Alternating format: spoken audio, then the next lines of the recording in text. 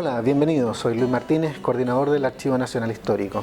Y en el capítulo de hoy de Diálogos con Historia estaremos hablando con Emma de Ramón, historiadora y directora del Archivo Nacional, sobre sus investigaciones y además los propósitos, los objetivos que ella se ha planteado para su gestión.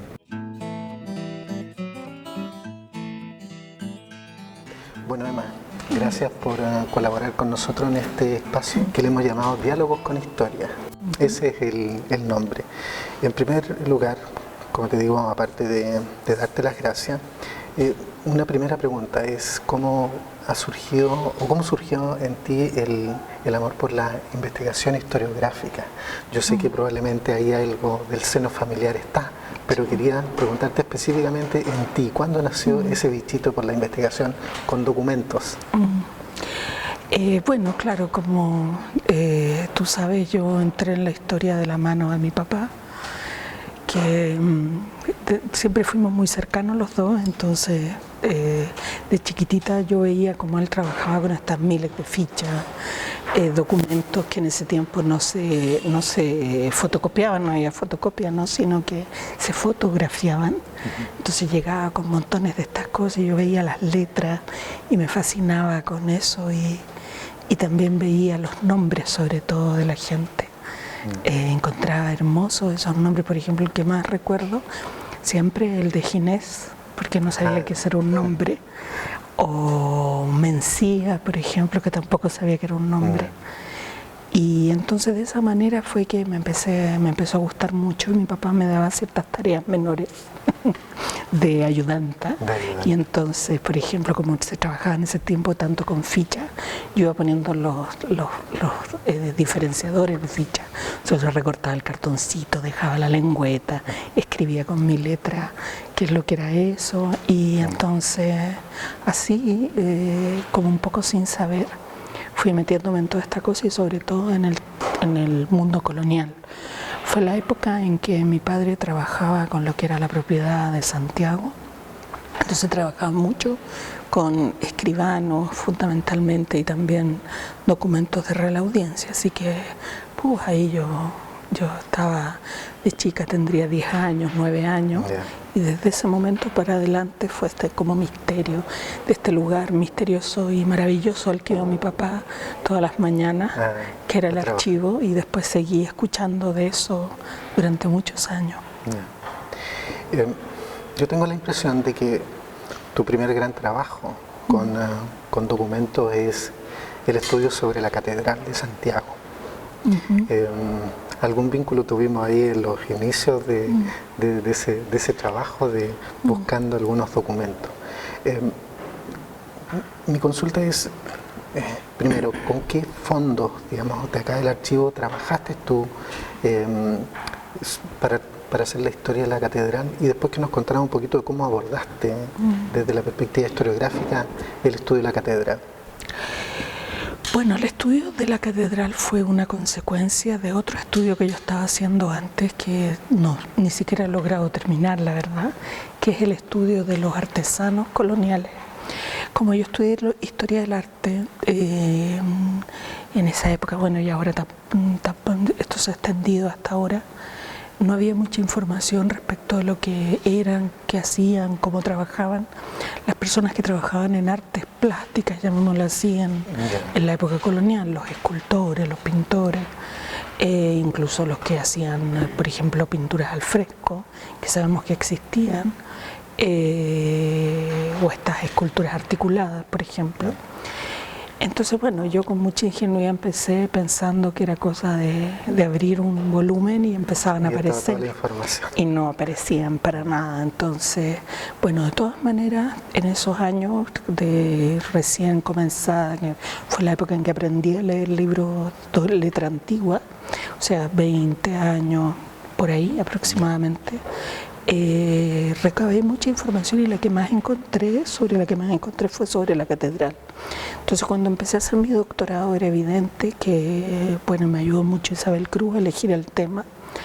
Era evidente que el corpus documental que yo tenía era el suficiente como para trabajar la catedral, y entonces fue cosa de continuar con eso que yo había investigado que además tuve, bueno, proyectos Fondesit para hacer eso, entonces podía contar con ayudantes y ese fue el origen en realidad de esta primera, podríamos decir, gran investigación sobre artesanos.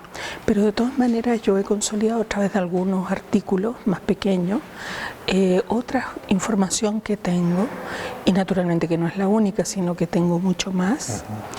Y a través de eso, bueno, fundamentalmente lo que hice fue trabajar con escribanos de Santiago, que los conozco muy bien. Sobre todo los que van entre, bueno, los más antiguos, que son 1560, hasta aproximadamente 1640, esa es la época en que yo pude estudiarlos mejor. ¿Cuánto te ayudaron nuestros índices, nuestros catálogos, como para encontrar estos artesanos? Mira, el índice de escribanos que existe fundamentalmente contiene documentación sobre testamentos y dotes.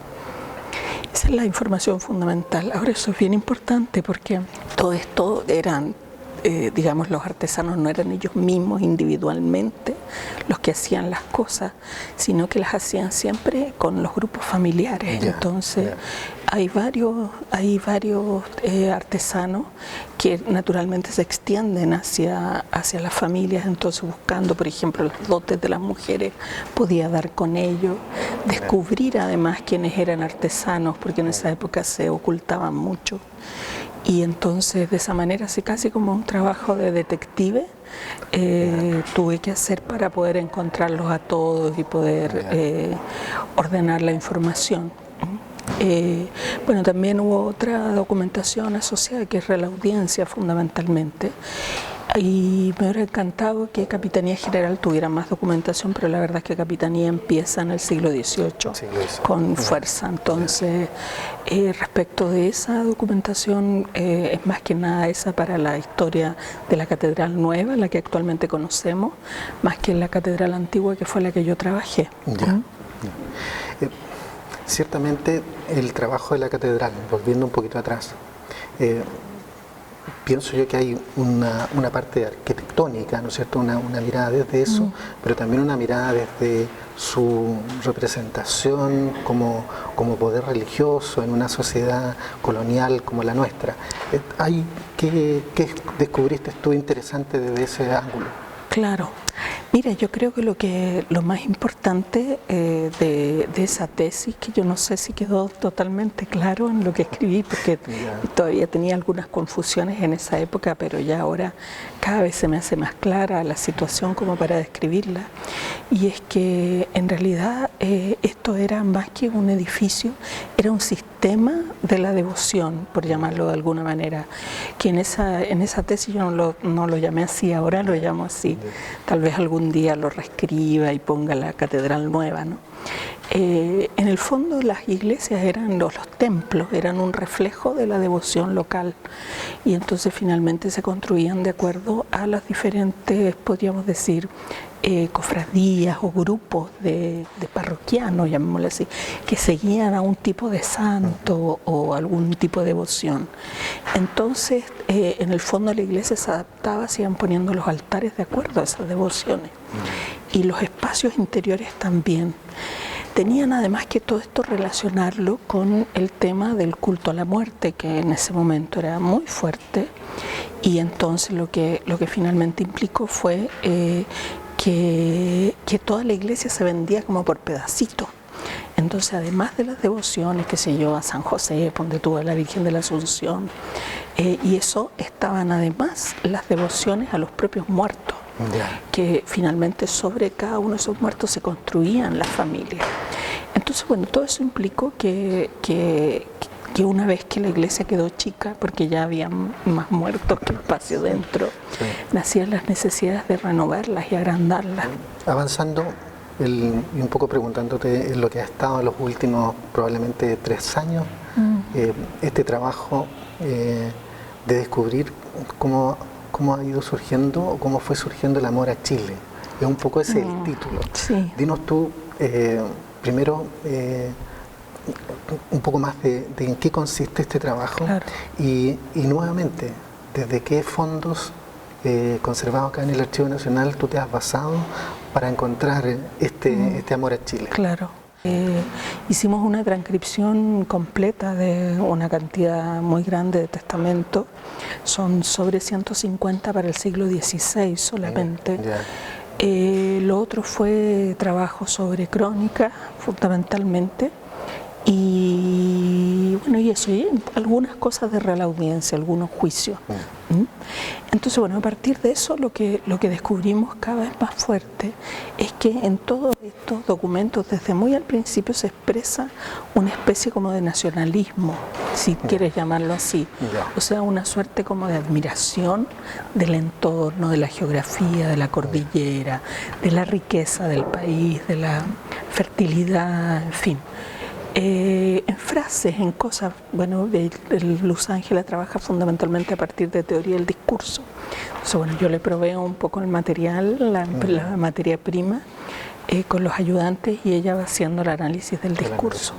Entonces, bueno, ahora planteamos una segunda parte, que fue en qué momento nace esa noción de que esto es un lugar especial, ¿no? Un lugar especial porque veíamos en muchos relatos que aparecía contrapuesto este lugar donde habían cosas muy hermosas, ¿no? Como las que te acabas, el paisaje, la fertilidad. Algo Pedro de Valdivia dice. Sí, Pedro de Valdivia, claro. O sea, este lugar es fantástico para vivir, no puede haber un clima mejor, etcétera. Y al mismo tiempo en la descripción de los desastres, ¿no? De las catástrofes. Entonces eso como contrapuesto, porque hay como una especie de lo que llaman los literatos locus amoenus, ¿no? O sea, un lugar precioso donde, no sé, corre un pequeño riachuelo, es fresco. Casi un paraíso, sí. Contrapuesto con este infierno que surge cada vez que estallan volcanes, sale el agua, los tsunamis, ¿no? Los inviten, los mamuts, y todo tipo de cosas.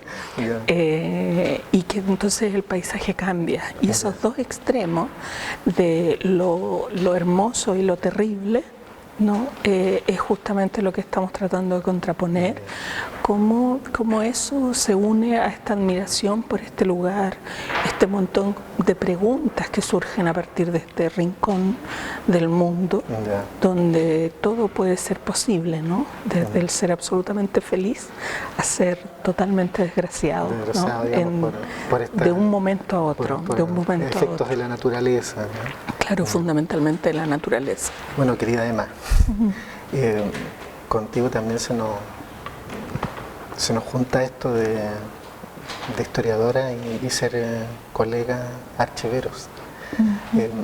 Tú, uno de los trabajos probablemente que más quieres ha sido la creación de un fondo que le hemos llamado Mujeres y Género. Eso ha sido, insisto, probablemente tu proyecto desde ser coordinadora del Archivo Nacional Histórico. Cuéntanos un poquito cómo surge la formación de este fondo y qué proyecciones le ves tú hacia adelante. Bueno, este fondo surgió un poco juntos, ¿no es cierto, Luis? Porque desde el PMG de Equidad de Género se nos exigió el que pudiéramos incluir dentro de nuestras visitas guiadas la mención del rol de las mujeres en la historia de Chile. Y nos encontramos con la paradoja de que teníamos muchos documentos que se referían a, comillas, cosas de hombre, ¿no? O sea, temas políticos de gran envergadura, y que en eso era difícil encontrar mujeres, ¿no?